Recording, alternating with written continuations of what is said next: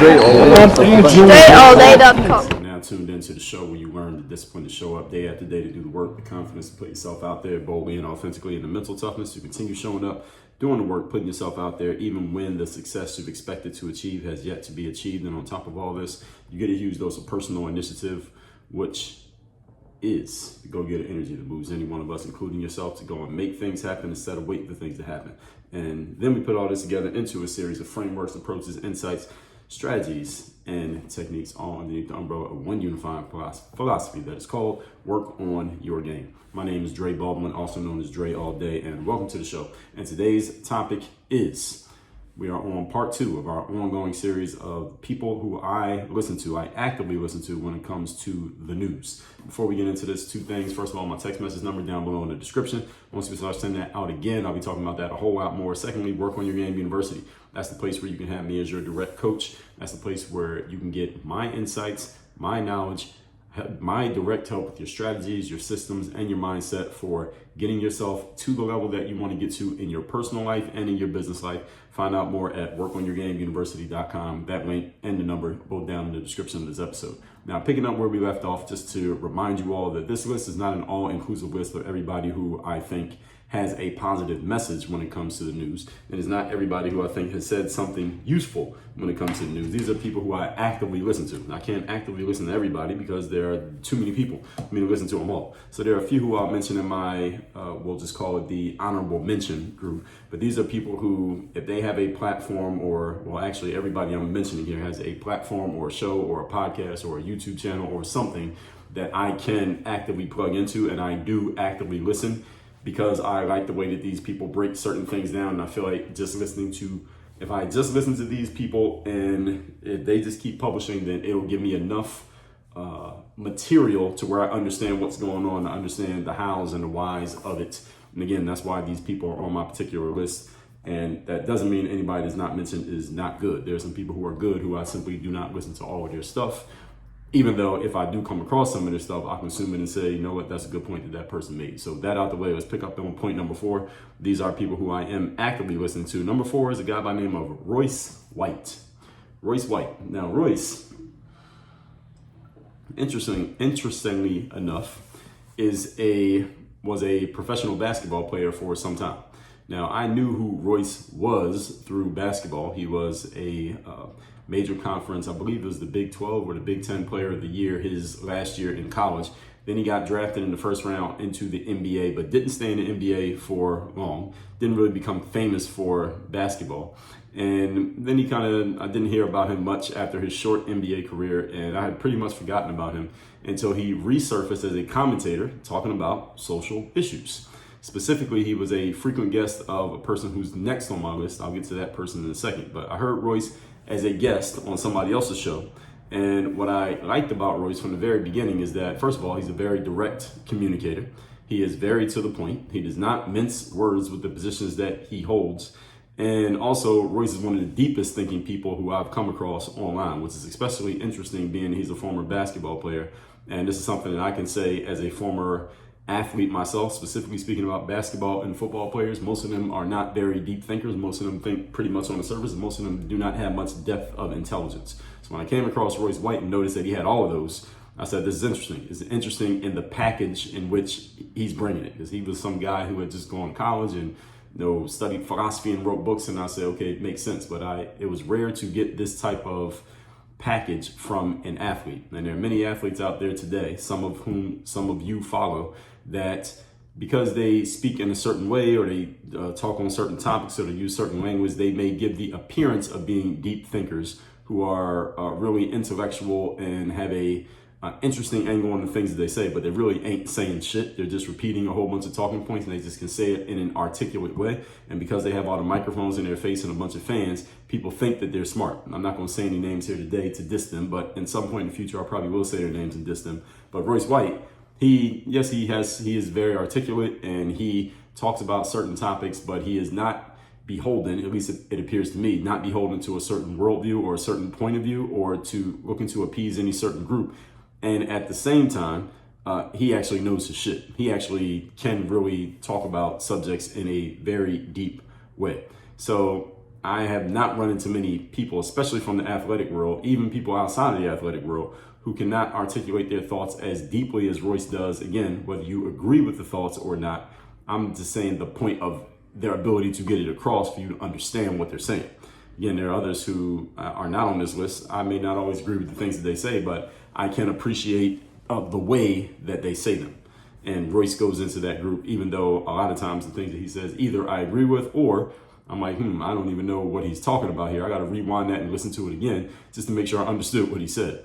Now, Royce is he's the only person actually of everybody who I'm mentioning in this list here today, at least the main people that I'm going to mention in this list yesterday and today, who I'm ever listening to his material and he says something and I heard it, but I got to rewind it and listen to him say it again because I'm like, wait, what the hell did he just say? Not that I didn't understand the language, it's just that he put it together in such a way that I'm like, wait a minute, that went completely over my head. He's the only person who I've had routinely say things that went over my head and I had to go back and listen to it again.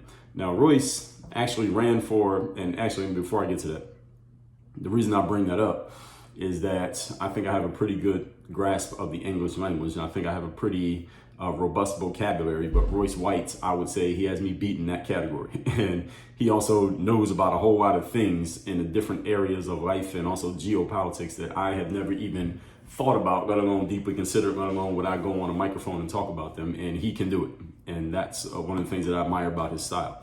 Now, Royce actually ran for political office in his home state of Minnesota. He did not win, but at the same time that he has done that running, he's continually built up his name and reputation over these last few years politically to where most people who know him for his social issues commentary, not for his basketball. Now, Royce is a guy that you may want to avoid listening to if you prefer to only think on the surface of a situation. So if you only want to talk about something on the surface, like let's say there's an engagement between a black person and a white person and there's some violence and then there ends up being a criminal case. If you just want to talk about the skin colors and the races and who's right and who's wrong and the history of racism, et cetera, Royce White is not your guy for that conversation because he's going to go 7 levels deeper than that. All right, this guy goes deep in the things that he talks about, and this is what I mean when I say sometimes I had to rewind what he said and say, like, what did he just say, just to make sure I understood it. Royce is that guy. All right, this is what he does. So if you only want to stay on the surface, you don't want to go into the deep waters of anything, then you stay away from Royce White. But if you like to go into deep waters, this is a guy I would suggest you listen to. He has a podcast where I mostly listen to him is on his podcast. It is called Please Call Me Crazy. The other people I mentioned so far, if you just look their names up, you'll find them. Moving on to point number 5. We're talking here today about people who I consume when it comes to news these days on a regular basis. Number 5 is Jason Whitlock. Now, I have referred to Jason a couple times in this series already without saying his name. The first one was when I mentioned Megyn Kelly. I believe I first got introduced to Megyn Kelly because I was listening to Jason's material and he said that he was a guest on the Megyn Kelly show and he played a clip from him being on Megyn Kelly. And then I heard Megyn and said, damn, she sounds good. And I started listening to Megyn. I believe that's where I first came across Megyn Kelly. And Royce White, who I just mentioned in point number 4, he's the guy who was frequently a guest on Jason Whitlock's show. And when I kept hearing Royce, I said, Royce is pretty good. Let me go find out if Royce has his own show and let me listen to what Royce says in full context, not just his guest spots on somebody else's platform. That's definitely how I came across Royce. Now, Jason, he is a sports writer, not a player. He used to play, so I believe he played sports up through college.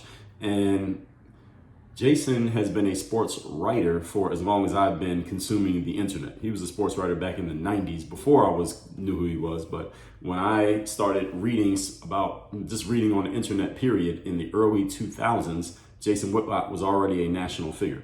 And at that time, amongst other things, he was writing for ESPN's Page 2. So those of you who are old enough and go back far enough, you remember ESPN's Page 2 had this yellow background, and they had a lot of really good writers writing for Page 2. So there was a guy named Ralph Wiley, you had Mark Stein, you had Rick Bucher, you had Bill Simmons, you had Jason Whitlock, and you had many others, Jackie McMullen, many others whose names I'm not even all remembering them all, Mike Wilbon, Tony Kornheiser. This is before these people were TV guys and podcast guys and internet guys. So these people I'm mentioning, some of you may know them from the internet.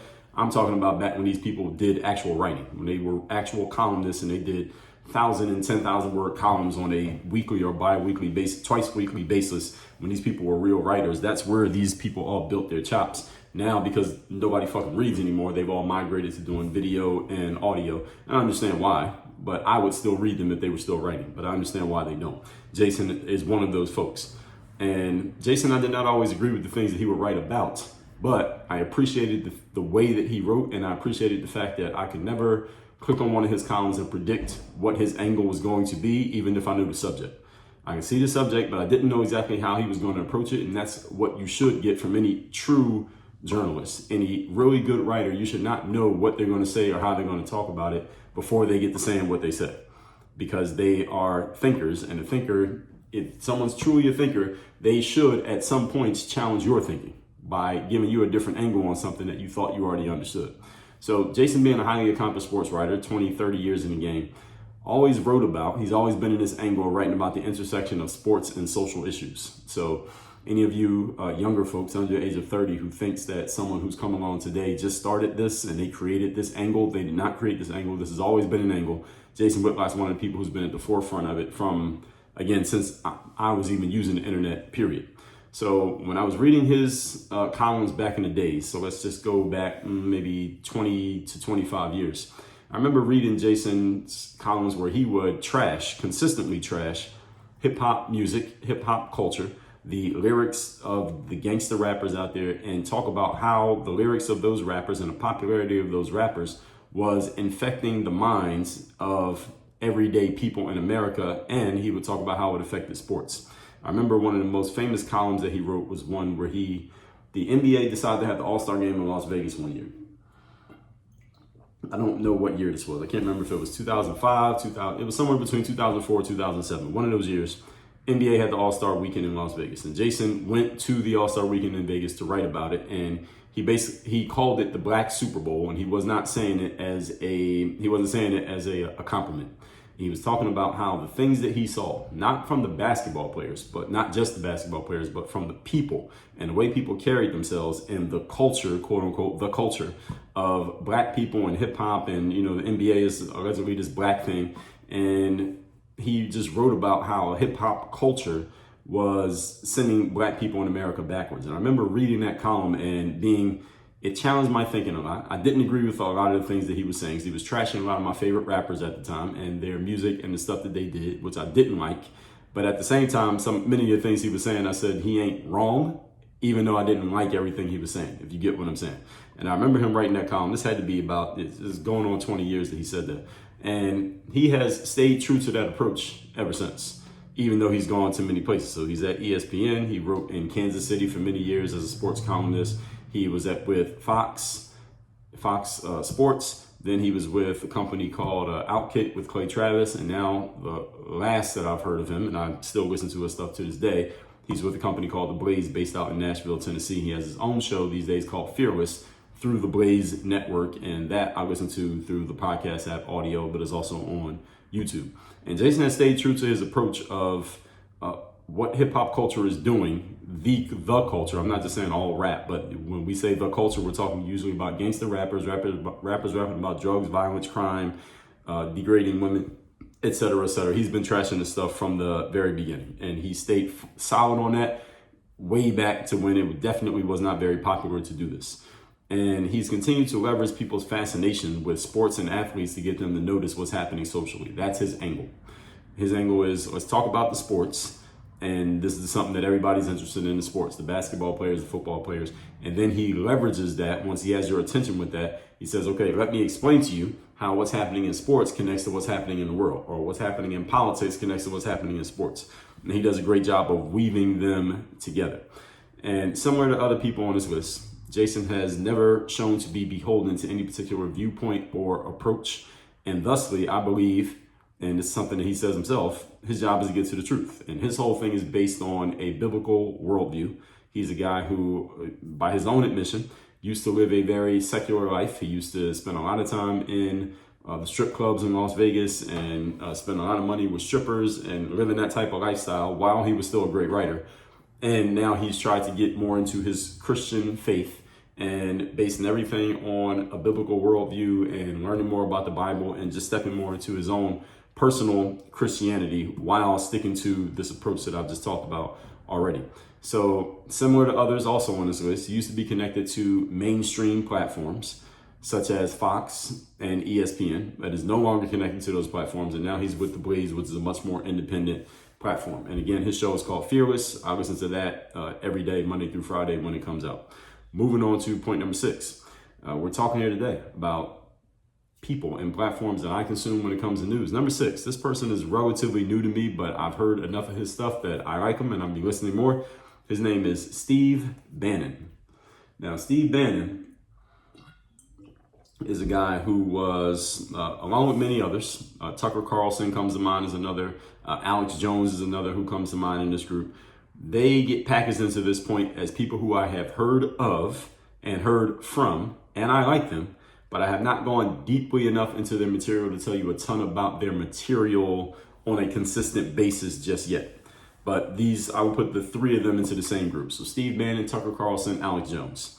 Now, one thing I'll say about Steve Bannon is that this guy is clearly, I don't have to hear him too many times to understand, this guy's a great political strategist. He's the kind of guy that if I was running for a political office and I needed someone to be my campaign strategist or just the person who ran my campaign and spoke up on my behalf to defend me to the press and the media, et cetera, if I wanted one person to do it, Steve Bannon would be my first call.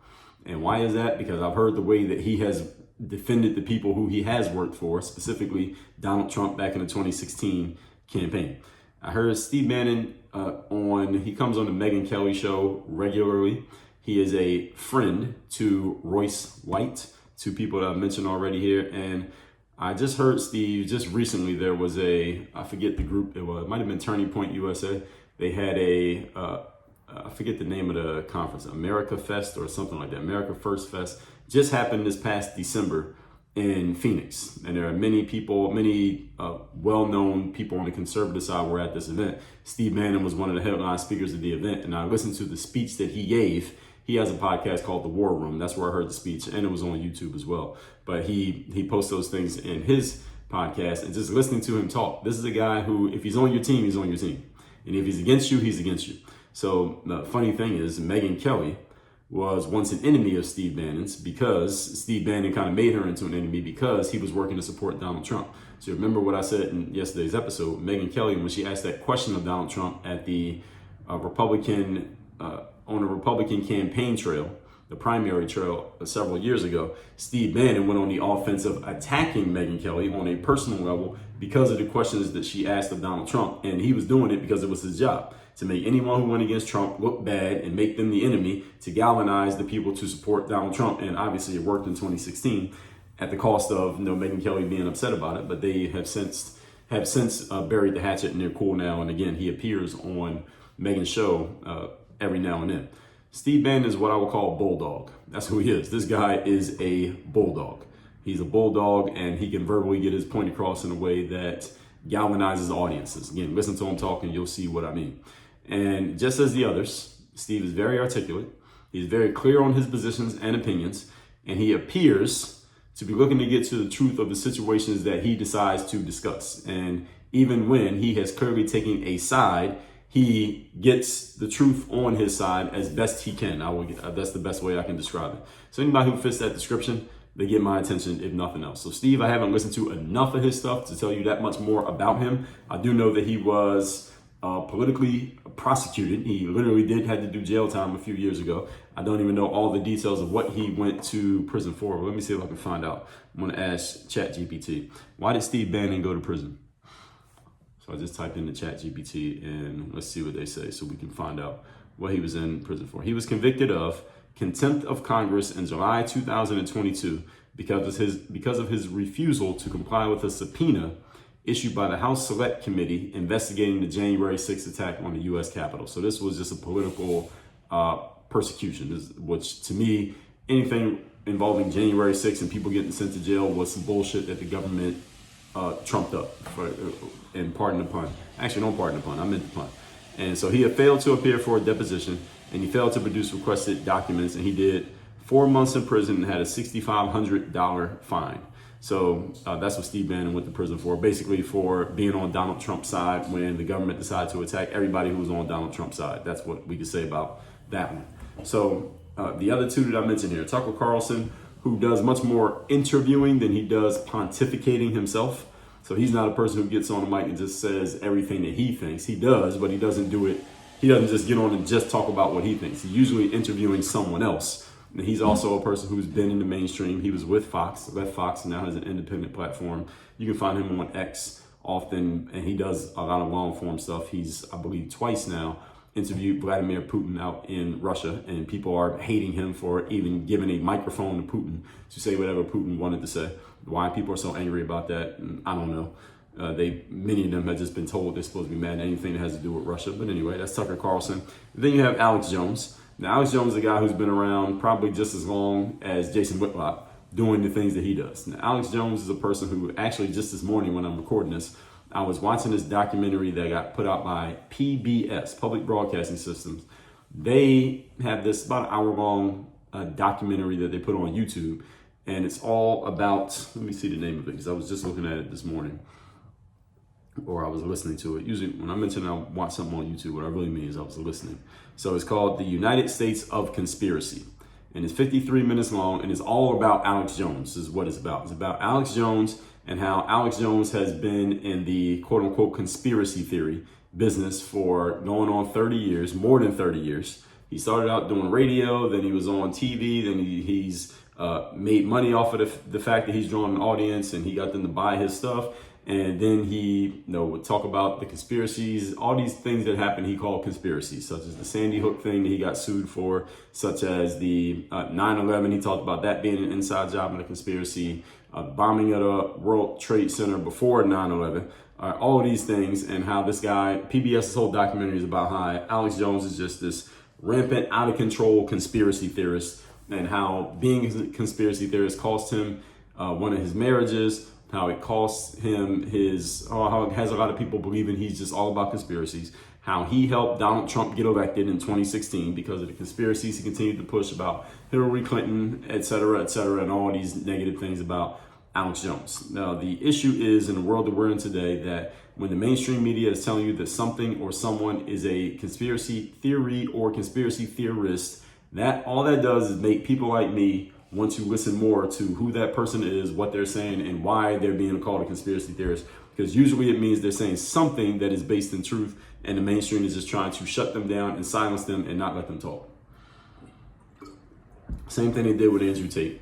That as soon as they mention that something or someone is doing some type of conspiracy, usually means to me, okay, this person is saying something that they really don't want you to hear, so let me go listen to what it is. Doesn't make me not want to listen, it makes me want to listen more. And that's what they did with Alex Jones. And again, I haven't consumed enough of his stuff consistently. He has a platform called InfoWars, which he might have to give up in because his lawsuit, we'll see. But he's going to find a way to put his message out there one way or another. So he's another guy, again, I haven't listened to enough to give you any more on him, but I'll mention him in here in point number 6. Now, point number 7. Today's topic, once again, is platforms and people who I listen to for news. Number 7, I'm asking for and sharing some suggestions that I've received so far. Yes, suggestions from you.